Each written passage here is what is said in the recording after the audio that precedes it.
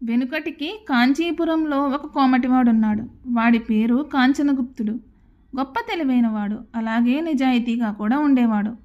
వాడికి ఓ కొడుకున్నాడు. పెళ్ళిడికొచ్చిన వాడికి తగిన కన్యను వెతికి తీసుకుని రమ్మని కొంతమంది బంధువులు సలహా ఇచ్చారు.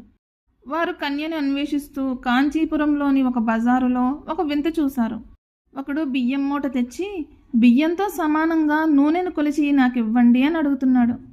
అది విన్న ఏ వ్యాపారి కూడా వాడికి సరైన సమాధానం ఇవ్వడం లేదు సరికదా, నవ్వుతూ ఆట పట్టించారు. ఒరేయ్ బాబు, 7 మానికల బియ్యానికి 1 మానిడి నూనె వస్తుంది.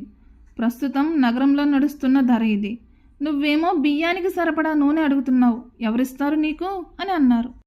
వాళ్ళందరూ అలా అంటున్నా సరే వాడు మాత్రం ఎవరో ఒకరు ఇవ్వకపోతారా అని ఆశగా అంగడి వీధుల్లో తిరగసాగాడు. ఇంతలో వాడిని ఒక కన్య పిలిచింది. బియ్యం మూటను కిందకు దింపించి దాంట్లో ఉన్న బియ్యం మంచివా కావా అని పరీక్షించి చూసింది.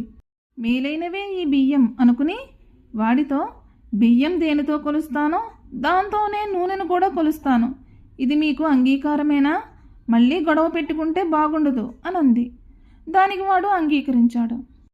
అప్పుడు ఆ కన్య ఒక పళ్ళెం తెచ్చి దాంట్లో గుడి గోపురంలాగా బియ్యాన్ని నింపి తీసుకుంది.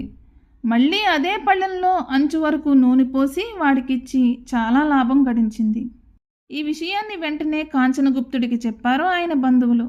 వెనువెంటనే ఆ కన్యను తెచ్చి తన కోడలుగా చేసుకున్నాడు.